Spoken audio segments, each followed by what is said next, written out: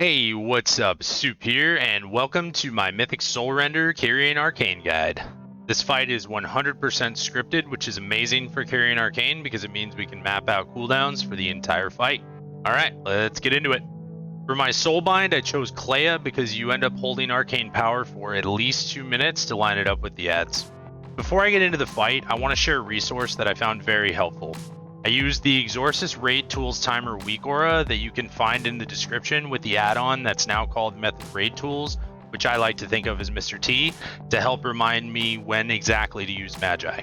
There is also a brief explanation of how to set this up in the Google Doc in the description, as well as the complete list of Soulrender Mr.T timers.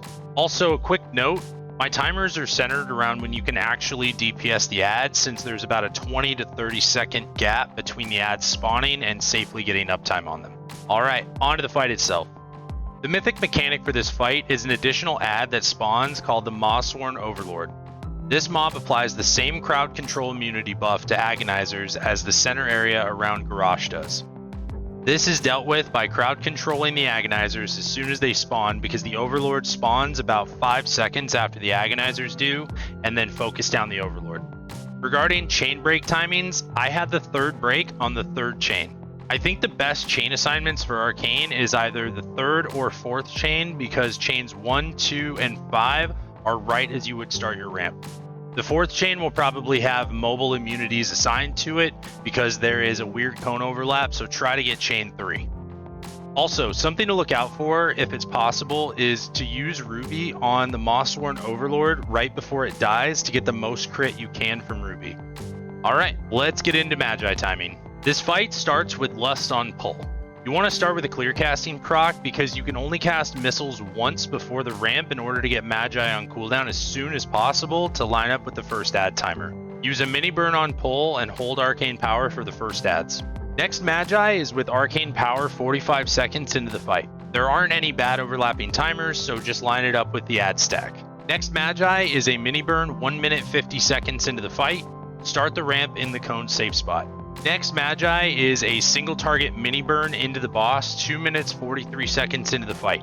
Start the ramp in the safe spot for the final cone of the first dance.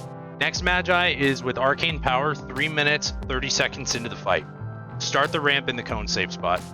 The next Magi is a mini burn into the ads 4 minutes 40 seconds into the fight. The reason for this is because the boss will run to the center to start the second dance, as you can see in this clip. And if Magi hasn't finished yet, you will lose a lot of cleave damage. Start this ramp in the cone safe spot.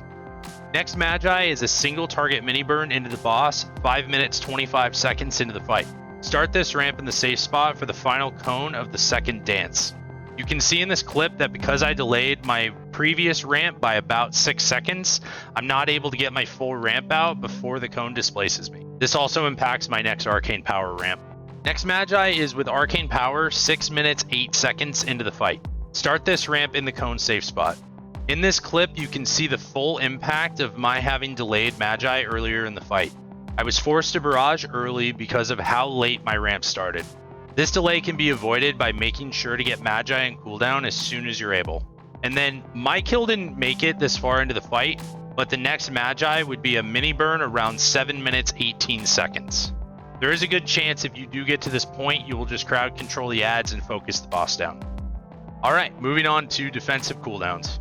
First off, if you watched my kill video, please don't pay attention to how I use defensives because I scuffed it pretty bad. The primary source of incoming damage for this fight comes from chain breaks. Starting with barrier, the chain damage is magic, so it's a good idea to have barrier available for at least one chain break each set. Next, I think the best time to use mirror images is on the first and second chains, and then either the fourth or fifth chains, depending on which is more dangerous for your raid. I've included Mr.T timers for the first 2 mirror images in the description. Then for Invis, I think the best time to use Invis is during your chain assignment, since you will be away from AoE healing and raid CDs, so plan accordingly. And then I chose to hold Ice Block to prevent deaths during chain breaks, just in case. And finally, I think Alter Time can be used during the chain breaks, but pay close attention to pool spawns to make sure you don't snap yourself into one. I've also included Mr.T timers for all the chains if you'd like to use that to remind you of your chain assignment like I did. And the last thing to note is I found it extremely helpful to have a short heads up of when the pools were spawning. so I suggest using the weak aura that I've included in the description. All right, that's going to be it for this guide. I want to thank Nugrun for theory crafting these timers with me, and if you have any questions, leave them in the comments. As always, if you enjoyed this video, don't forget to like and subscribe, and I'll catch you on the next one. Peace!